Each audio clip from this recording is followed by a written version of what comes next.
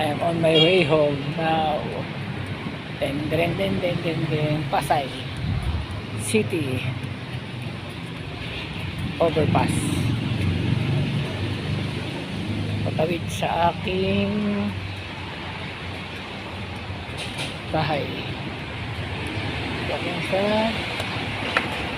Aurora Boulevard. Naglalakad pa baba. Pauwi na ako. Tapos na ang haircut.